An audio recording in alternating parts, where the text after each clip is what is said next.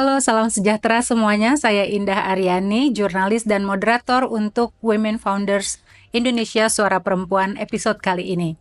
Selamat datang di Suara Perempuan, podcast yang menghadirkan inspirasi cerita dan perjuangan para perempuan hebat di Indonesia. Program ini merupakan salah satu inisiatif dari Women Founders Indonesia, sebuah yayasan nirlaba yang mendukung dan memberdayakan perempuan dalam dunia kewirausahaan dan inovasi. Di episode kita kali ini kami akan berbincang dengan Cinta Laura Kills yang telah menorehkan prestasi dan membawa perubahan baik di dunia bisnis maupun di dunia masyarakat. Saya yakin Anda semua pasti sudah mengenal dengan baik siapa Cinta Laura, tapi izinkan saya sedikit membacakan bio dari Cinta Laura. Cinta Laura ini lulusan dari Universitas Columbia dengan double degree di bidang psikologi dan sastra Jerman. Ia memperoleh penghargaan cum laude setelah lulus pada usia 20 tahun. Cepat banget ya, luar biasa. Time management. Yes, betul. Itu nanti kita obrolin ya. Cinta juga menerima penghargaan Fortune 40 Under 40 atas kontribusinya pada industri entertainment dan aktivisme sosial. Cinta baru-baru ini juga memberanikan diri untuk terjun ke dunia wirausaha, membangun jaringan perusahaan kreatif di bawah perusahaan induknya PT Cinta Paras Semesta. Perusahaan-perusahaan tersebut antara lain berupa platform digital Puella, Creative Hub Rumah Srada Semesta, Creative Agency Otherlands namanya, dan kemudian juga ada manajemen musik, abstrak ya dibacanya ya, dan franchise F&B juga ada 18 Coffee. Jadi kalau Anda minum 18 Coffee itu punya Cinta. Oke. Dan ada banyak sekali pencapaian yang diraih oleh Cinta, dan salah satunya pada 2019 Cinta juga ditunjuk sebagai Duta Anti Kekerasan terhadap Perempuan dan Anak oleh Kementerian Perlindungan Perempuan dan Anak Republik Indonesia. Dengan segudang pencapaian nih Cinta. Sekarang tuh lagi sibuk apa, gimana kabarnya Cinta setelah, karena kita sempet kan kita tahunya Cinta hijrah ke Amerika gitu ya untuk sekolah di Columbia, dan di tengah kesibukan itu masih juga bisa bikin berkarya gitu, bikin album, bikin kolaborasi di sana gitu. Boleh diceritain nggak sih tadi Cinta bilang time management tuh gimana? Bagaimana pentingnya time management buat Cinta? Menurut aku dengan semakin berkembangnya teknologi dan semakin canggihnya dunia, menurut aku sangat menarik bahwa industri kreatif kita atau industri entertainment kita itu benar-benar terbagi. Kalau zaman dulu semua orang mau nonton idola mereka di TV, zaman sekarang orang-orang tuh memiliki komunitas mereka sendiri. Misalnya ada orang yang suka seorang YouTuber, nontonnya YouTube. Ada seorang yang sukanya influencer, nontonnya TikTok. Ada yang suka pemain film, nontonnya ke bioskop. Ada yang suka musik, ya mungkin mereka sering ke festival musik atau dengerin platform musik seperti Spotify. Jadi menurut aku attention masyarakat tuh terpecah belah. Kebetulan mungkin orang yang cukup mengikuti perjalanan karir aku atau perjalanan profesional aku, mungkin mereka sudah banyak yang tahu bahwa sudah sejak tahun 2019 aku kembali ke Indonesia ya. So it's been a very productive 5, almost 6 years. Dan seperti tadi udah dijelaskan, fokus aku sekarang sudah bukan lagi hanya hal-hal yang aku lakukan depan kamera, mau itu acting atau bermusik dan lain sebagainya, tapi juga entrepreneurship. Kenapa aku bukan berpindah ya, tapi bisa bilang crossing over ke bisnis, karena aku menyadari bahwa di dunia yang kita tinggali sekarang, seringkali bisnis itu dibuat agar menjadi solusi terhadap masalah yang ada dalam masyarakat. I think the most sustainable businesses are those who can solve issues that exist in society gitu. Dan aku sadar bahwa walaupun aku sangat mencintai industri kreatif, kalau aku hanya mendedikasikan hidup aku terhadap karya seni, di mana aku menjadi artis, public figure, apapun itu, aku tidak akan merasa terpenuhi sebagai individu. Karena dengan memiliki platform yang bisa dibilang cukup besar, aku rasa Tuhan, semesta, apapun itu sudah memberikan kepercayaan bahwa ya mungkin aku mampu melakukan lebih dari hanya sekedar menghibur masyarakat. Dan oleh karena itu, di tengah-tengah pandemi awal 2021, akhirnya aku berkeputusan untuk membuat sebuah holding company, yaitu Cinta Para Semesta. Dan seperti namanya bisa didengar bahwa aku percaya bahwa rasa cinta harus menjadi muka dari semesta kita. Dalam arti setiap business unit yang dibangun harus didasari rasa cinta. Karena harus memiliki dampak yang kuat dan positif bagi masyarakat. Dan kenapa network perusahaan-perusahaan yang aku miliki semua ada dalam industri kreatif, karena dari dulu aku selalu percaya bahwa cara terkuat dalam membangun paradigma masyarakat atau cara berpikir masyarakat adalah melalui media selain pendidikan formal ya. Tentu pendidikan formal membangun cara berpikir kita dan lain sebagainya, dan juga didikan orang tua. Tapi nggak bisa dipungkiri bahwa sosok-sosok yang kita idolakan dan apa yang kita konsumsi melalui media juga sangat berkontribusi terhadap pembangunan identitas kita dan cara berpikir kita. Dan saat pandemi aku merasa keresahan yang luar biasa, di mana aku melihat sangat minimnya konten-konten atau output kreatif yang dapat membangun cara berpikir anak muda Indonesia. Dan seperti kita tahu, masalah besar kita sekarang nggak hanya karena pandemi, tapi banyak faktor lain. Ada kesenjangan pendidikan atau there's a huge disparity between the rich and the poor, di mana kualitas pendidikan yang didapatkan tidak sama. Betul. Dan Dan gapnya bisa sangat jauh ya. Gapnya bisa sangat jauh. Bahkan kemarin kalau nggak salah di sebuah platform berita aku melihat skor matematika murid-murid Indonesia jauh di bawah Singapura, which is such a shame because we're so close to Singapore. Tapi intinya I think what we're really missing kalau kita mau melihat masyarakat secara menyeluruh adalah problem solving skills, critical thinking skills, and also creative thinking skills. Dan akhirnya aku terinspirasi untuk membangun perusahaan-perusahaan untuk membina sosok-sosok kreatif, nggak hanya depan layar tapi di balik layar, seperti editor, videographer, photographer, copywriter, dan lain sebagainya, agar bisa mudah-mudahan ikut berkontribusi dalam membuat industri kreatif kita mampu menyajikan konten-konten atau karya seni yang bisa ikut membantu membangun cara berpikir generasi selanjutnya. Gitu. And so it's been a very interesting journey karena kalau kita bisa mungkin backtrack sedikit melihat masa kecil aku, my dream was never to become an entrepreneur or a businesswoman. Karena ibu aku seorang pengacara dan papa aku seseorang yang bekerja di industri perhotelan. Dari kecil aku berpindah negara karena sebagai hotelier biasanya setiap 2-3 tahun kita pindah negara. So I lived in the Middle East, I lived in several Asian countries, Jerman, baru akhirnya di usia belasan ke Indonesia. And so karena mungkin cara berpikir bapak aku yang sangat Jerman, yaitu sangat organized, tertib dan straightforward. Aku pun melihat hidup sebagai milestone yang harus dicapai. Jadi sekolah harus yang terbaik, sebagai atlet harus yang juga paling atletik, harus banyak prestasinya, sekolah harus sekolah yang terbaik, setelah sekolah yang terbaik, ngelamar kerja mungkin di perusahaan besar. Karena sama seperti mungkin banyak teman-teman aku yang sekarang udah masuk ke dunia korporat, aku sangat berpikir dulu sebelum menjadi artis, mungkin aku bakal bekerja di World Economic Forum ya, mungkin kerja di Gold Standard ya, mungkin kerjanya di United Nations gitu. Tapi God had other plans. Saat usia 12 tahun tidak sengaja masuk ke dunia entertainment and the rest is history. Tapi kenapa aku ngasih konteks ini? Karena walaupun aku itu bisa dibilang I'm between a millennial and Gen Z. Between ya. Iya, banyak orang di generasi aku pengen jadi entrepreneur. Mereka udah nggak mau jadi karyawan gitu. Like everybody wants to be their own CEO gitu. Tapi aku malahan mungkin karena didikan orang tua berpikir, ada banyak milestone yang harus aku capai untuk bisa menjadi siapa yang aku inginkan, dan mungkin nanti suatu hari menjadi CEO perusahaan orang lain, bukan perusahaan aku sendiri. Tapi seiring berjalannya waktu, semakin aku dewasa, dan lagi-lagi walaupun pandemi masa yang sangat sulit bagi banyak orang, it was also a blessing at the same time.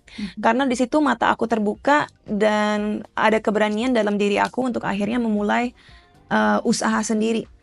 Yang mungkin gak terlalu mainstream ya, karena dikala mungkin orang-orang di industri aku memilih untuk memulai sebuah beauty brand atau fashion brand atau mungkin ya apapun itulah yang F&B, ada ya. F&B dan lain sebagainya. Aku memilih sesuatu yang mungkin lebih abstract, yaitu creative agency, management dan lain sebagainya, dengan harapan bahwa itu sebenarnya nggak hanya menghibur tapi mengedukasi gitu. So it goes back to my roots, you know, being very studious and academic throughout my life. And it's been a tough journey, tapi aku sangat bersyukur karena dari dulu, dan ini bukan sesuatu yang diajarkan, aku tidak pernah segan untuk mengambil resiko. Dan walaupun walaupun mungkin mengalami kegagalan dalam journey tersebut, aku malahan selalu melihat itu sebagai sumber pembelajaran dan cara aku untuk bisa lebih strategis dan lebih mampu menghadapi rintangan yang ada di kemudian hari. So yeah, that's Karena kan ketika masuk ke entertainment pun juga betul-betul Cinta memasuki sesuatu yang baru ya, dunia yang sangat baru untuk Cinta pada saat itu ya. Iya, sama sekali nggak pernah terlintas dalam pikiran aku waktu aku umur 12 dulu bahwa bakal menjadi seorang artis. Kalau dibilang orang malahan sempat berpikir, oh mungkin jadi atlet ya. Mungkin ya seperti tadi mengikuti corporate ladder yang sistemis dan systematic, dan ya itu semuanya straightforward dan ya tinggal diikutin aja. Dan sampai sekarang mungkin cara kerja aku tetap gitu ya. Orang yang kenal aku tahu bahwa aku orangnya sangat punctual, sangat tertata, sangat terplan segala sesuatunya, dan itu bisa menjadi kelebihan dan kekurangan gitu. Mungkin kelebihannya adalah ya tentu semua orang harus mengikuti deadline. Aku memiliki ekspektasi tinggi terhadap mereka. Mereka harus memiliki kualitas tertentu dan harus mampu mencapai standar yang sudah aku terapkan. Tapi mungkin kekurangannya adalah sebagai pemimpin, bukan hanya bos ya, pemimpin kita harus memiliki flexibility. And that's something I'm learning now as I'm getting older, to be more flexible, karena at the end of the day kita tidak bisa mengontrol orang lain, kita hanya bisa membimbing. Kita tidak bisa tahu persis outcome yang kita akan dapatkan dari hasil kerja kita ataupun orang-orang di sekitar kita. Dan yang tersulit bagi aku adalah mendelegasikan pekerjaan, cause I'm such a perfectionist. Dan mungkin sampai tahun 2020 aku mampu melakukannya semua sendiri, karena memang karir aku tertuju kepada aku, di mana aku perorangan yang hanya fokus terhadap karir dan diri sendiri. Tapi sekarang dengan memiliki perusahaan, sometimes you have to have that leap of faith and trust people, and that's the hardest thing for me. Nah, karena udah sempat disinggung nih, saat ini berapa karyawan yang bekerja sama Cinta? Kalau karyawan inti yang benar-benar ada di kantor dan bekerja untuk holding company-nya sendiri 20. Tapi kalau kita hitung-hitung perusahaan-perusahaan yang aku akuisisi seperti Otherlands, yaitu creative agency-ku, dan juga Abstract Music Management-ku, itu jadi lebih banyak lagi, puluhan. Nah, untuk untuk membawahi semua itu gitu ya, untuk mengelola semua itu, apa tantangan terbesar seperti yang tadi Cinta bilang gitu ya, bahwa fleksibilitas itu dibutuhkan gitu. Terus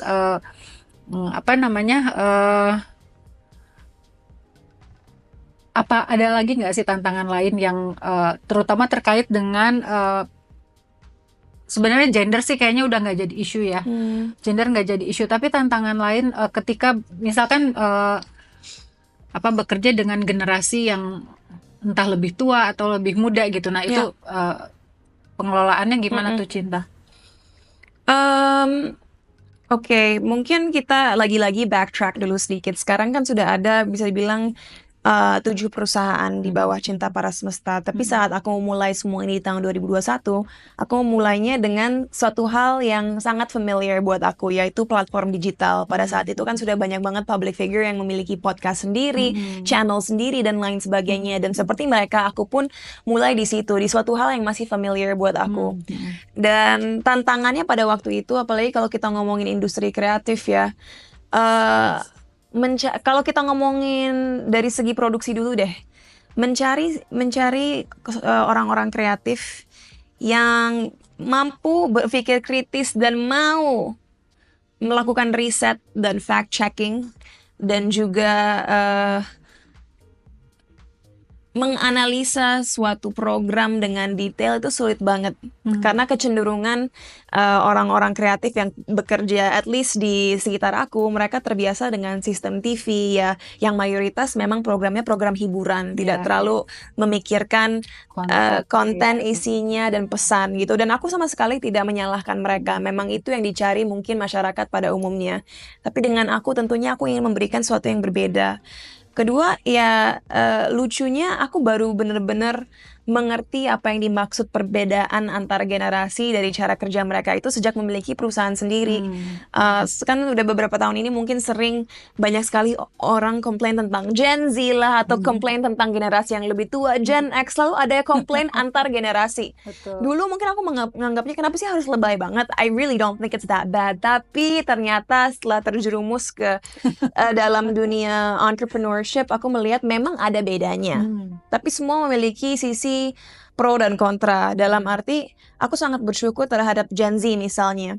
Kalau bukan karena keberanian mereka untuk selalu mengekspresikan opini mereka, mungkin sekarang masih dinormalisasikan antar bos dan karyawan berbicara dengan tidak sopan atau dengan kasar. Dengan adanya Gen Z selalu speak up untuk hak-hak mereka, kita sekarang menyadari apapun posisi kita, saling menghormati dengan berbicara dengan baik dan benar itu tidak ada salahnya. Bukan berarti kita di atas orang lain, kita boleh menginjak-injak mereka gitu. Tapi ada kekurangannya juga. Aku percaya karena mungkin perkembangan teknologi dan mungkin dunia yang semakin convenient, memang mental generasi Z mungkin tidak sekuat generasi sebelumnya. You know, there are pros and cons to everything gitu. Tapi lagi-lagi mungkin permasalahan itu masih bisa diasah lah. Sebagai leader kita bisa menasehati dan membantu mereka belajar bahwa life is tough. You can't always get what you want. You can't always say that you're burnt out setelah mungkin suatu hari yang sulit gitu. Life is so hard. Jadi kadang-kadang you just have to suck it up, karena itu yang akan membuat kita lebih mampu di keesokan hari. Itu dari segi produksi. Tapi kalau kita ngomongin industri kreatif, yang membuat aku juga memiliki kesulitan adalah bagaimana bisa mengemas suatu karya kreatif untuk masyarakat yang mereka bisa enjoy, tapi mereka juga bisa belajar tanpa merasa dihakimi. Digurui ya. Digurui. Dan itu sulit banget, karena di Indonesia aku ngerasa sebuah polarisasi di mana konten yang kita miliki sekarang adalah either very educated, sangat berpendidikan, atau benar-benar maaf, kata yang digunakan adalah receh gitu. Betul. Jarang ada di tengah-tengah. Ya kan? Harus kontra ini banget ya, harus menonjol banget.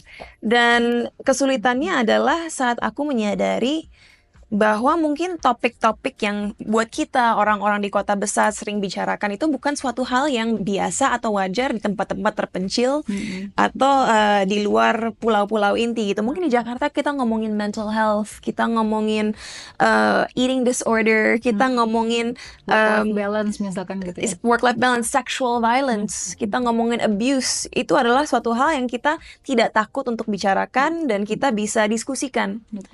Tapi hal serupa tidak sama kalau kita bahkan di Pulau Jawa deh, kita kota lebih kecil. Kita ke Blitar misalnya, kita ke Garut, kita ke Banyuwangi. You know, people have a very different outlook gitu.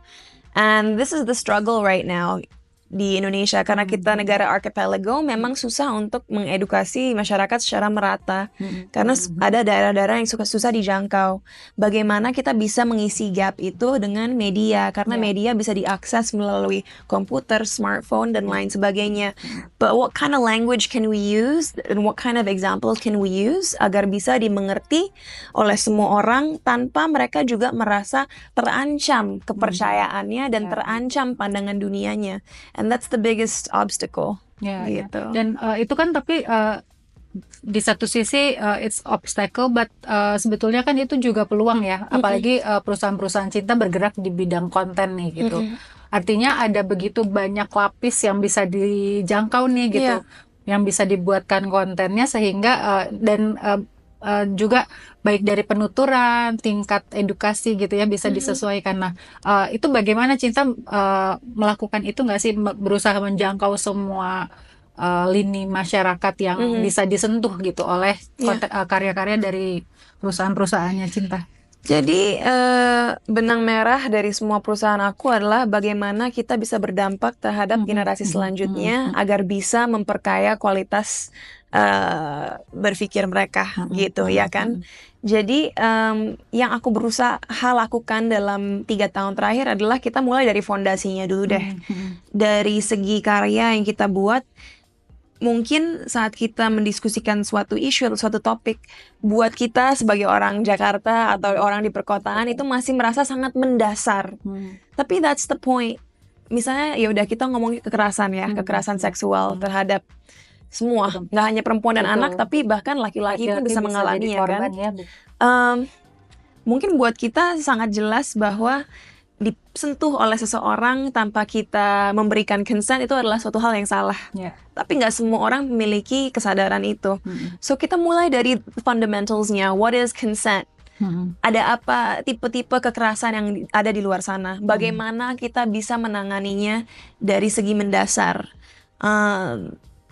Apa yang bisa terjadi secara psikologis bahkan secara fisik akibat trauma-trauma yang kita hadapi, kemana kita bisa berbicara, kemana kita bisa cari layanan, very basic, tapi that's what's necessary right now gitu. Jadi kalau dibilang apakah aku bisa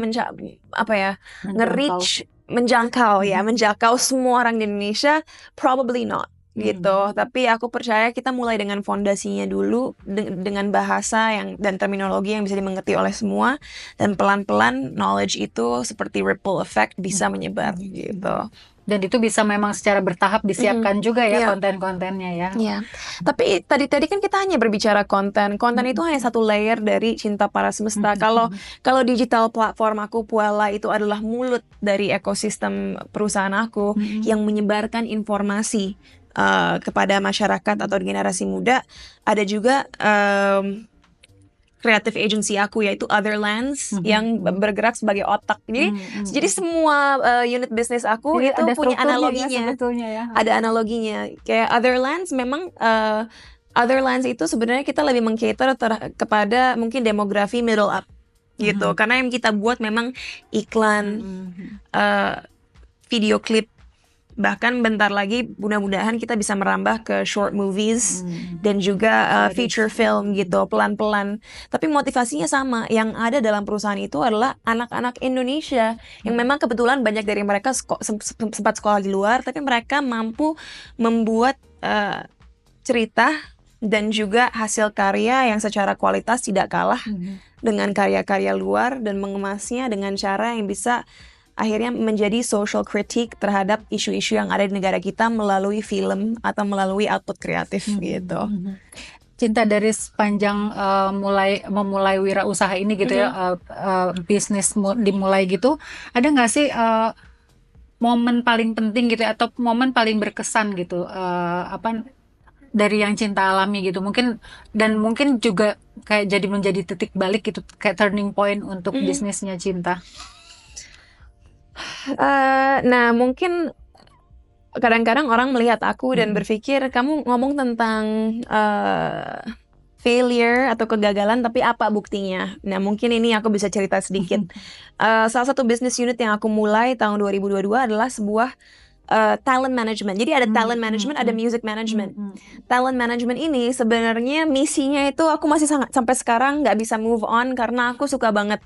Yaitu tadinya aku ingin membuat talent management di mana orang-orang di dalamnya tidak hanya menjadi superstar atau apapun itu, tapi bisa menjadi pemimpin masa depan. Karena orang-orang yang aku kurasi pun adalah orang-orang yang sangat berpendidikan, memiliki kemampuan untuk berbicara, dan memiliki ketulusan hati yang bergerak di bidang sosial yang beragam. Ada yang peduli lingkungan, ada yang peduli hewan, dan lain sebagainya. Dan sebenarnya misinya sangat indah. Dan selama 2 tahun sampai akhir 2024 kemarin aku memperjuangkan perusahaan itu agar bisa terus berjalan, dan cukup keluar biaya yang cukup tinggi ya, karena untuk meng-hire seorang senior manager dan juga nge-train anak-anak ini untuk acting, bermusik dan lain sebagainya itu tidak murah. Tapi setelah 2 tahun berjuang dengan cost yang cukup tinggi, investasinya tidak balik, dan faktornya banyak sih. Ada yang mungkin talent yang kita pilih tidak terlalu serius dan akhirnya tidak mau melanjutkan, ada yang attitude-nya kurang bagus, ada yang tidak mau bekerja keras, ada yang tidak sabar dan tidak mengerti apa itu artinya berproses. Dan mungkin orang-orang yang terlibat juga, I don't know, maybe banyaklah yang bisa dikembangkan dari networking mereka dan lain sebagainya yang kurang. Intinya dari business unit yang gagal itu yang akhirnya aku tutup akhir tahun lalu, aku belajar don't do too many things at once. Don't do too many things at once. And if you're not good at something, kalau kita tidak mahir dalam sesuatu dan kita udah berusaha dan terus berstrategi berulang-ulang dan masih tidak berhasil, jangan dipaksakan. You know, keep trying of course. Jangan langsung menyerah dulu. Ya. Tapi ini 2 tahun kita berusaha dan costnya terlalu tinggi. Akhirnya dari profit yang kita miliki dari akhir tahun berkurang gara-gara cost dari satu business unit itu terlalu tinggi. That was a very interesting lesson for me, karena dari kecil aku selalu diajarkan tidak ada yang nggak bisa. Apalagi sebagai perempuan mungkin aku beruntung ya, karena aku tidak pernah merasa terlimitasi. Aku tahu nggak semua orang merasakan itu, tapi keluarga aku tidak pernah membuat aku merasa kecil. Lingkungan sekolah aku tidak pernah membuat aku merasa aku tidak bisa. Makanya ini saat business unit ini tidak jalan dan akhirnya harus ditutup, it really proved to me you can't force something. You can't always have what you want gitu. Dan it humbled me to have to close down that business, but I'm really happy now. Karena ini juga mengajarkan aku bahwa daripada kita melakukan terlalu banyak hal di waktu yang sama, fokuslah kepada bisnis-bisnis yang memang sekarang lagi berkembang dengan baik dan menjanjikan, dan fokus agar bisa menjadi terbaik dalam sektor itu. Betul. Karena kan ketika bergerak bersama perusahaan itu kan bukan cinta sendiri ya yang dipikirkan gitu, ada banyak sekali tim yang juga harus dipikirkan keberlanjutannya ya. Iya. Dan ya di atas semua itu memang ini telat sekali jawab tadi, tapi ditanya aku lagi sibuk apa aja. Jadi dengan semua itu berlangsung dan dengan sekarang udah tidak memicromanage lagi, tapi mungkin sampai awal 2024 lalu aku sempat memicromanage semua business unit. Aku juga masih melakukan project-project film, mengeluarkan lagu. Baru aja akhir tahun 2024 kemarin aku mengeluarkan sebuah series action pertama aku, Dendam, yang tayang di Netflix dan Vision Plus. Ada juga film Panggonan Wingit 2.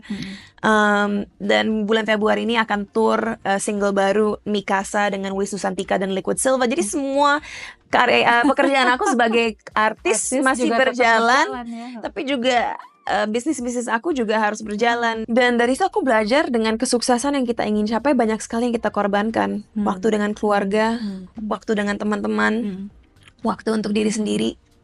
Dan saat kita memperlakukan diri kita sendiri seperti robot, di mana kita hanya dari satu aktivitas ke aktivitas selanjutnya, kita berhenti menikmati hidup, berhenti mendapatkan pengalaman baru, dan akhirnya hidup kita terasa kosong karena kelelahan sendiri, exhausted ya. Kita tidak mengisi diri kita dengan istirahat dan juga ketenangan yang kita butuhkan untuk bisa kembali menggunakan otak kita untuk berkreasi dan berimajinasi.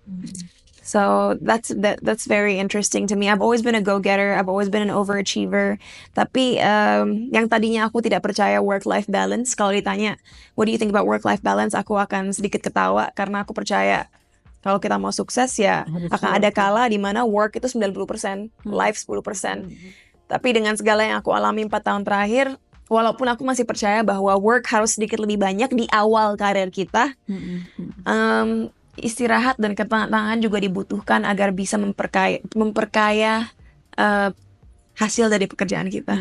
Dan itu Cinta terapkan juga untuk seluruh tim. Maksudnya konsep tersebut tuh juga diterapkan untuk seluruh tim karena Cinta yakin bahwa mereka juga butuh hal yang sama supaya mereka bisa bergerak lebih cepat lagi setelah istirahat gitu nggak? That's an interesting question. Bukannya ini standar ganda ya, tentunya semua orang butuh istirahat. Dan kayak kemarin ini kan kita baru merayakan Isra Miraj dan juga Chinese New Year, jadi long weekend. Nah di long weekend ini karyawan aku mayoritas semuanya sih libur, benar-benar libur. Tapi aku mengajarkan mereka ada kala di mana kadang-kadang mau nggak mau kita harus kerja di hari libur karena itu deadline kah atau mungkin karena ada demand dari klien, jadi kita nggak bisa cengeng. Itu pertama. Kedua, bukannya apa-apa, salah satu bisnis partner aku yang udah bekerja di industri ini selama 27 tahun dan aku selama 18 tahun, kita udah tahu rasanya jatuh bangun dari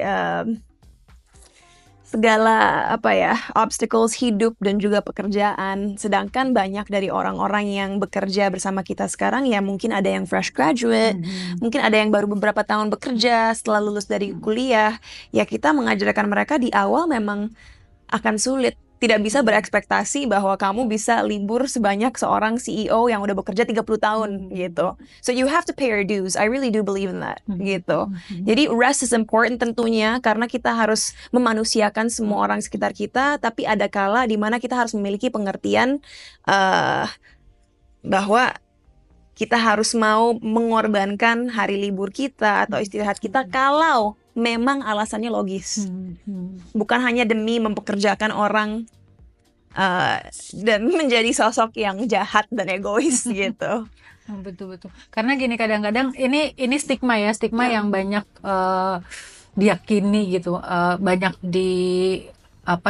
diucapkan dan diyakini gitu, dan kadang-kadang kok ya terbukti tapi sebetulnya itu stigma gitu bahwa pemimpin perempuan itu biasanya lebih sulit gitu ya, lebih standarnya lebih tinggi, dia lebih sulit secara personal juga jadi susah gitu, kayak nggak enak nih kalau bosnya perempuan gitu kan, sering banget ya itu stigma gitu. Cinta mengamini itu nggak sih stigma itu?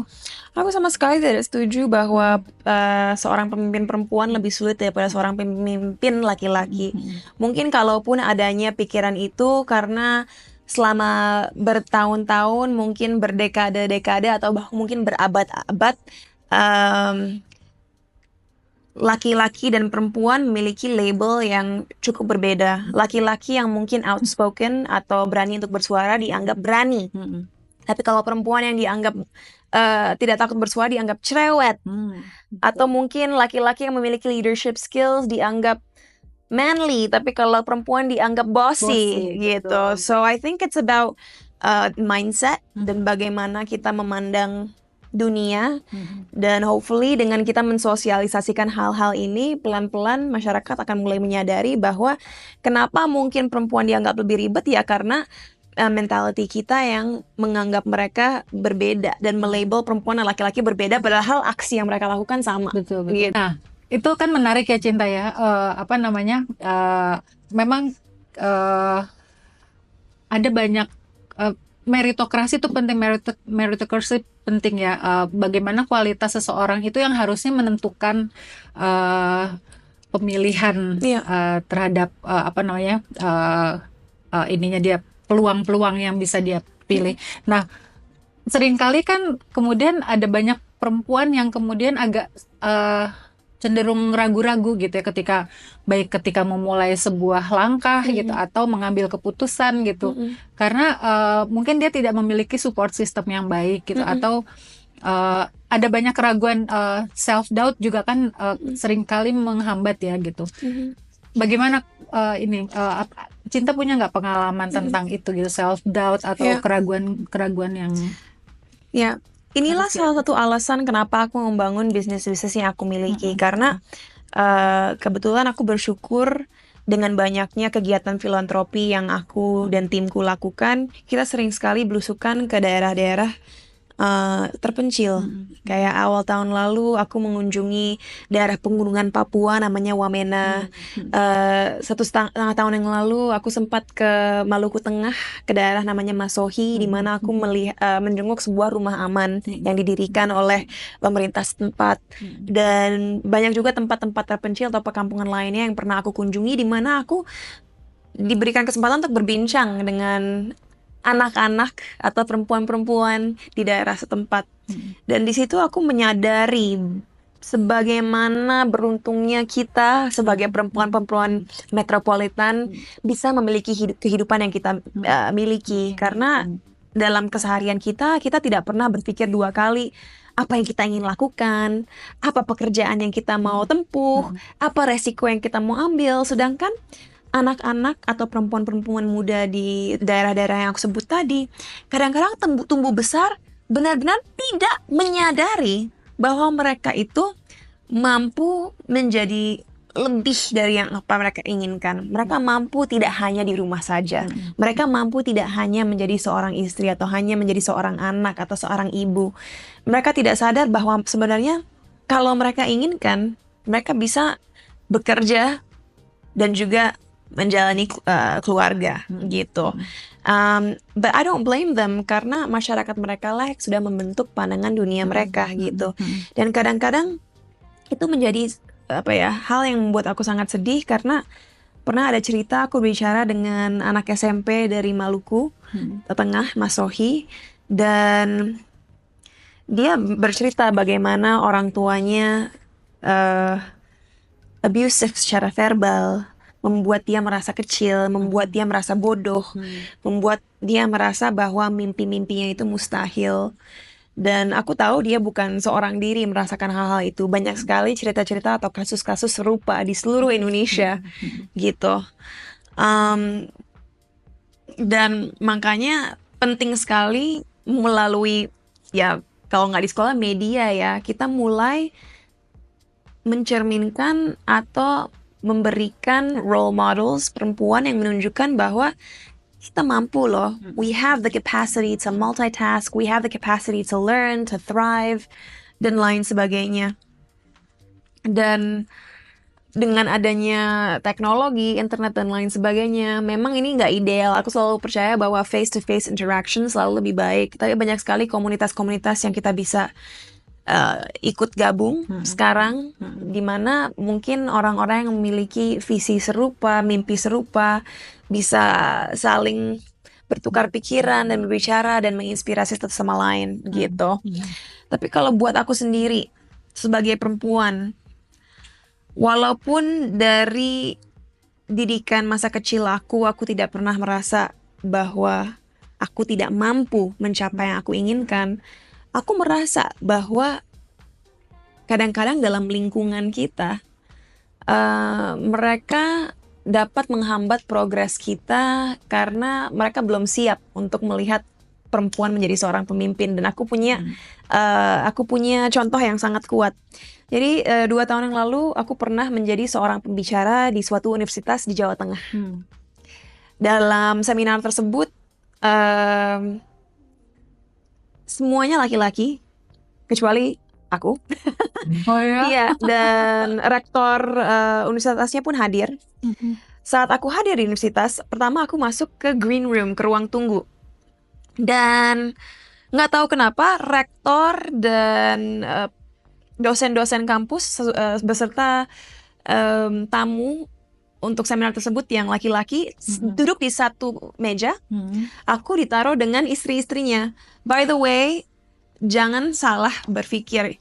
aku sama sekali tidak apa-apa ditaruh dengan istri-istrinya karena mereka pun luar biasa, diajak berbicara, memiliki pendapat yang juga sangat menarik. Bukan itu permasalahannya. Tapi kenapa speaker, aku kan? sebagai speaker tidak ditaruh di meja bersama speaker lain? Itu pertanyaannya. Nggak apa-apa. Setelah itu kita dipersilahkan ke auditoriumnya, dan setelah sesi aku berlangsung tentunya thank God diterima dengan baik dan sangat seru. Dan lucunya di akhir seminar sesi aku ditanya sama moderatornya, bagaimana pendapat kamu soal kesetaraan gender sekarang di Indonesia? And that was my time to kill them with kindness. Saat ditanya pertanyaan itu aku berdiri dan bilang, aku percaya bahwa kapasitas wanita Indonesia luar biasa. Tapi sedihnya bahkan di institusi-institusi besar, aku pernah mengalami diskriminasi di mana orang-orang yang duduk di posisi tinggi pun dan berpendidikan tidak nyaman menyambut seorang perempuan di meja yang sama. Sungguh hal yang menyedihkan, tapi aku bersyukur bisa ada di sini dan menginspirasi teman-teman semua. Karena dari perbincangan hari ini, aku rasa kita belajar banyak dari satu sama lain, dan mudah-mudahan ini bisa menjadi suatu memori yang baik bagi semua teman-teman di sini. Gitu. Intinya gitu deh. Dan langsung kelihatan muka rektornya sangat malu karena dia tidak menyadari bahwa yang dia lakukan beserta dosen-dosen lainnya adalah sebuah aksi diskriminasi. Betul. Tapi I called them out, so I felt good about it. Dan mudah-mudahan tidak terjadi lagi. Iya, betul. Karena sebenarnya kan menempatkan seseorang pada fungsinya itu kan sebetulnya penting juga ya gitu. As a speaker ya, you have to sit with other speakers. Yes, indeed. Tapi nggak apa-apa dibedakan karena seminarnya sukses. dan bisa membuka mata mereka ya pasti. Iya. Nah terus Cinta, kalau di di bisnis gitu ya, mungkin di entertainment pun juga sama. Di bisnis gitu, selain keterampilan teknis tuh sebetulnya ada hal-hal lain nggak sih yang penting juga untuk dimiliki oleh seorang pemimpin perempuan?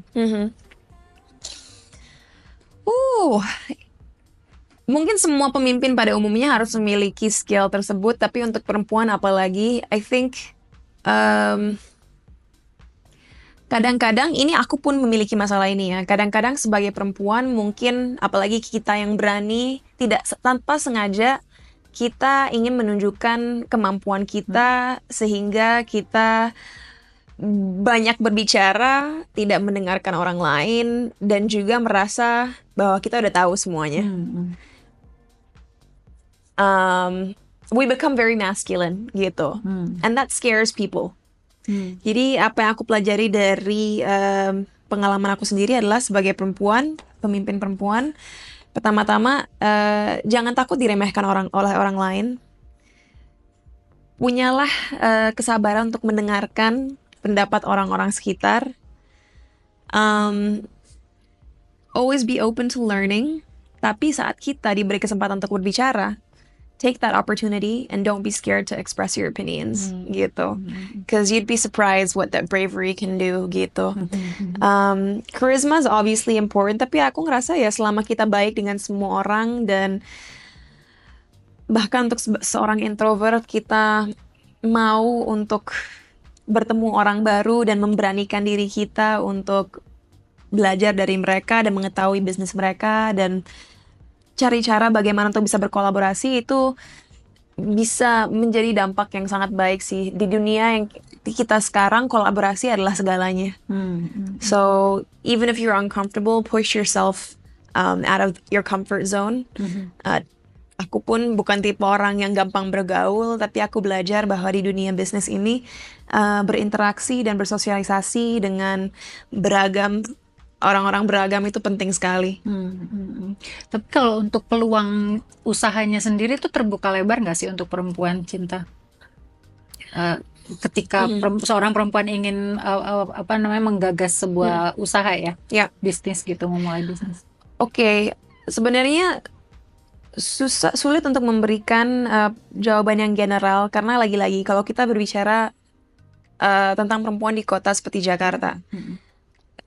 Believe it or not, mayoritas orang yang aku kenal perempuan memiliki bisnis sendiri. Gak hanya itu, bisnis yang sangat sukses. Ada yang memiliki bisnis di bidang beauty, bahkan mining juga ada. Jadi sangat beragam gitu. Tapi kalau kita berbicara tentang perempuan Indonesia di mungkin daerah-daerah yang lebih terpencil, aku tahu bahwa kesempatan yang mereka punya tidak serupa. Bahkan mereka mungkin merasa putus asa kadang-kadang karena nggak tahu bagaimana memulai. Memang it's easier said and done. Kalau kita ngomong soal perempuan yang tinggal di perkotaan, aku bilang if you don't have the opportunity, make your own opportunity. Karena seperti bisnis-bisnis yang aku bangun itu semua adalah hal-hal yang aku buat dari nol, dan mungkin kesempatannya nggak ada, tapi aku membuat kesempatan dari exactly dari keinginan yang aku miliki dalam hati aku. Tapi kalau untuk mungkin perempuan-perempuan di luar sana yang masih belum tahu harus mulai di mana, atau bahkan tidak tahu jika mereka memiliki kesempatan atau enggak, as I said, the first step is always doing your research gitu. Apa sih kemampuan kita? Apa sih kelebihan kita? Apa sih yang membuat kita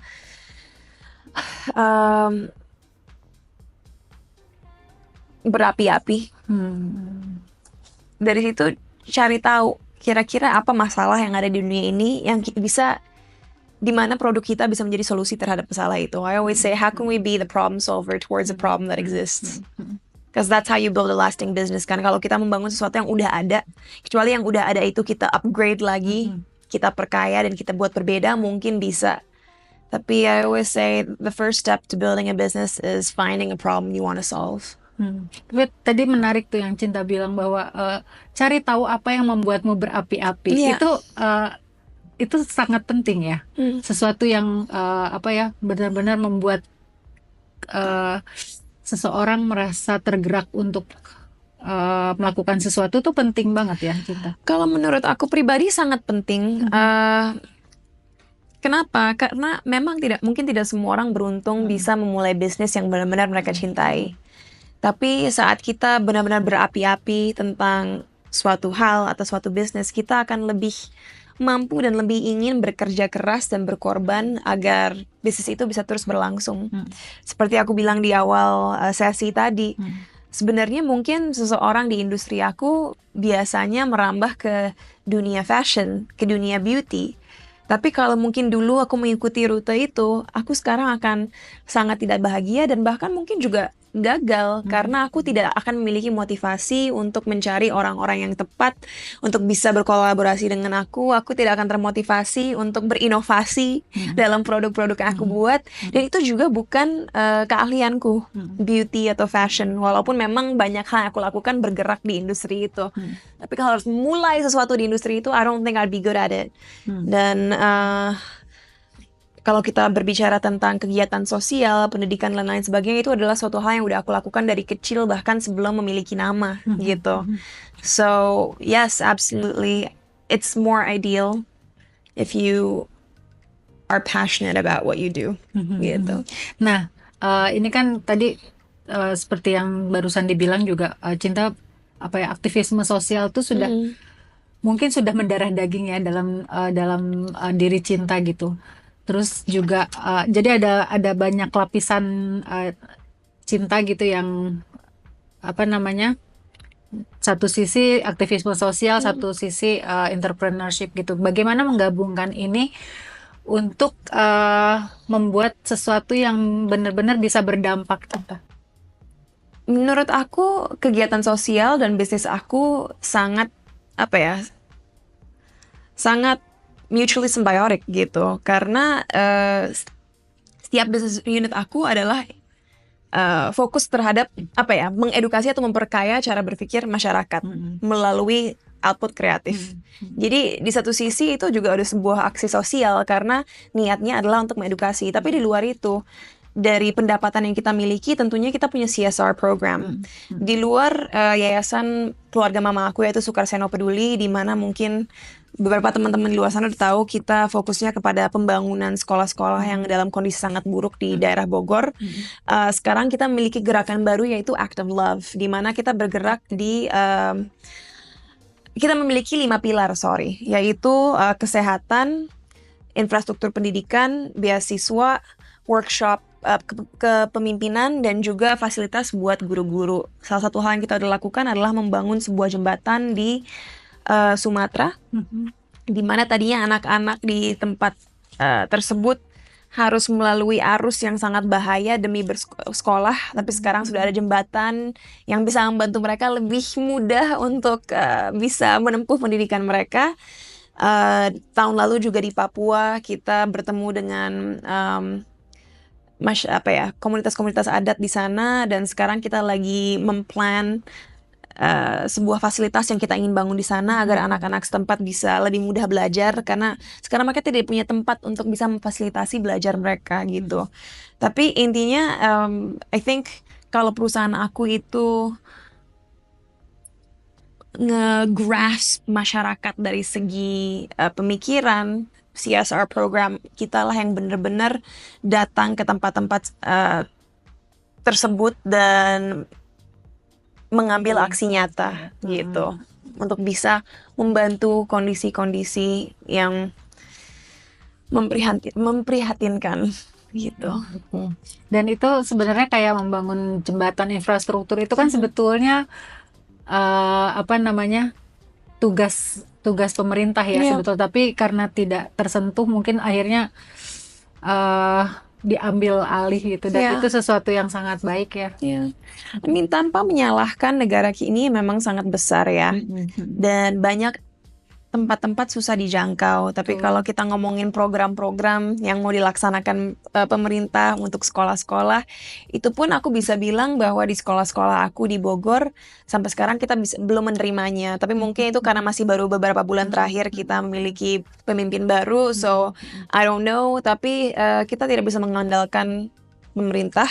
Bahkan aku sempat bercerita, walaupun aku sangat bersyukur sempat menjadi duta anti kekerasan terhadap perempuan dan anak, menjadi duta sendiri itu tidak cukup. Kita harus bersosialisasi dengan organisasi-organisasi lain yang ada, bergabung dalam komunitas-komunitas perempuan yang ada, agar kita mengerti apa sih problem-problem yang ada on the ground gitu. Karena kalau kita hanya melihat dari jauh akan sulit untuk benar-benar membantu gitu. Turun langsung dan menerima banyak sekali cerita gitu ya. Nah, bagaimana perempuan bisa saling bantu gitu.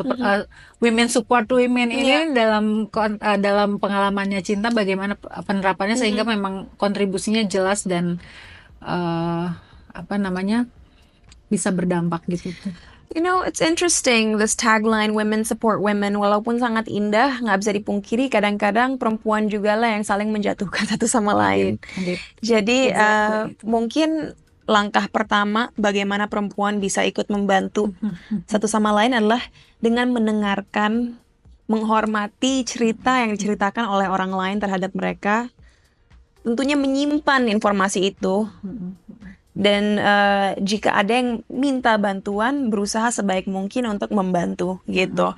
Tapi selain itu sebagai perempuan, suatu hal yang kita bisa lakukan adalah untuk tidak takut menceritakan gak hanya pengalaman kita atau mungkin pengalaman orang lain yang memang sudah diperbolehkan untuk diceritakan dan disebarluaskan. Karena kalau kita diam aja, aksi-aksi yang tidak pantas akan terus dinormalisasikan dalam masyarakat kita.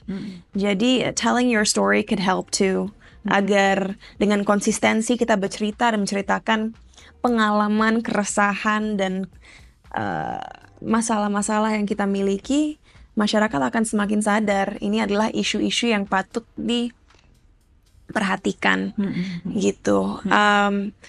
Tapi sebenarnya walaupun kita berbicara perempuan, aku sangat percaya bahwa laki-laki pun harus diberikan pendidikan dan sosialisasi yang sama. Karena kita tidak bisa melakukan semuanya sendiri. Kalau perempuan saling menghormati, tapi laki-laki terus menindas, itu tidak akan membantu masalah yang kita miliki sekarang. Mata rantainya akan terus berlanjut ya. Iya. Jadi memang pemahaman yang sama sangat dibutuhkan. It's collaboration, seperti aku bilang tadi, nggak hanya dalam berbisnis, tapi juga bagaimana kita menjalankan hidup kita sehari-hari dengan satu sama lain sebagai sesama manusia. Nah, ini terakhir kali Cinta, ada nggak sih pesan atau support yang ingin Cinta sampaikan kepada perempuan-perempuan yang mungkin sedang ingin membangun usahanya sendiri? Oke. Untuk perempuan-perempuan di luar sana yang mungkin sekarang sedang membangun usaha, keluh kesah yang sering sekali aku dengar saat berbicara dengan kalian semua adalah kadang-kadang kalian merasa dikucilkan oleh keluarga. Kadang-kadang itu bisa ibu sendiri, bapak sendiri, kakak sendiri, adik sendiri. Kadang-kadang lingkungan juga mencaci maki dan menghakimi sehingga sebelum kita mulai, kita udah takut duluan. Yang aku bisa katakan adalah walaupun memang kata-kata negatif orang lain itu tidak bisa sepenuhnya kita hiraukan, dan rasa sakit dan sedih yang kita rasakan mungkin nggak bisa sepenuhnya kita hilangkan atau abaikan. Satu-satunya orang yang benar-benar bisa kalian percayai adalah diri kalian sendiri. Yang kalian bisa andalkan adalah diri kalian sendiri. Jadi ambillah resiko.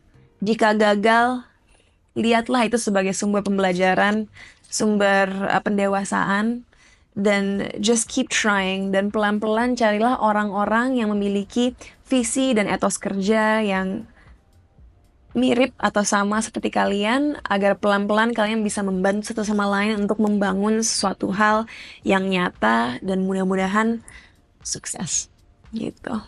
Oke, terima kasih ya Thank you, Cinta. terima kasih. Ini menarik sekali ya, dan memang pasti di setiap bidang usaha itu kan perempuan-perempuan yang mengikuti perbincangan kita pada hari ini juga bisa terinspirasi ya Cinta ya. Dan nanti mungkin Cinta juga bisa lain kali bisa berbagi pengalaman lagi lebih banyak. Pastinya. Nanti mungkin siapa tahu kita bisa bikin acara ketemu-ketemu sama women founders lainnya. yang lain ya. Dan aku harap seiring berjalannya waktu akan semakin banyak women founders di Indonesia. Jadi komunitas ini bisa semakin berkembang dan bertambah. Oke, baik. Terima kasih ya banyak ya Cinta ya, Terima kasih. inspirational storiesnya. Mudah-mudahan akan bisa jadi penyemangat dan semua yang sedang ragu-ragu bisa kembali melanjutkan perjalanannya ya. Oke, terima kasih. Sampai ketemu lagi. Sehat selalu. Baik, pemirsa, jangan lupa untuk terus mengikuti Suara Perempuan dan mendapatkan lebih banyak inspirasi juga wawasan dari para perempuan hebat lainnya. Sampai jumpa di episode berikutnya. Terus berkarya, terus berinovasi, dan jangan pernah berhenti untuk bermimpi besar. Salam.